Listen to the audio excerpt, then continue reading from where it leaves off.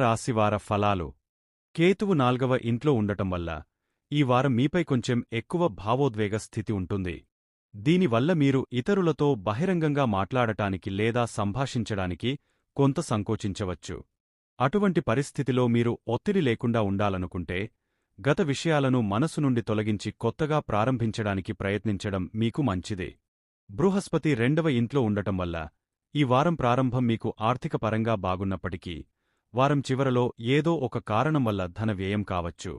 దీనివల్ల మీరు ఆందోళన చెందుతారు. అటువంటి పరిస్థితిలో ప్రారంభం నుండి చివరి వరకు సరైన వ్యూహం ప్రకారం మీ ధనాన్ని ఖర్చు చేయండి.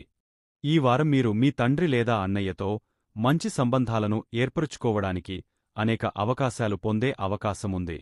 ఈ సమయంలో మీరు వారిని గౌరవించడం మరియు వారి మాటలకు, సలహాలకు సరైన ప్రాముఖ్యతనిస్తూ ఇంట్లోని పరిస్థితులను మెరుగుపరచుకోవడం ముఖ్యం.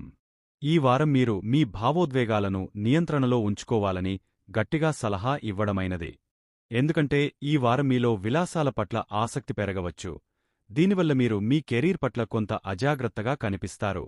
చాలామంది విద్యార్థులు ఇతర విద్యార్థుల పరికరాలను చూసి తమ దగ్గర అవి లేవని బాధపడవచ్చు. దీని కారణంగా వారు ఈ వారం తమ ఇంట్లో కొత్త స్మార్ట్ఫోన్ లేదా ల్యాప్టాప్ కోసం డిమాండ్ చేస్తారు.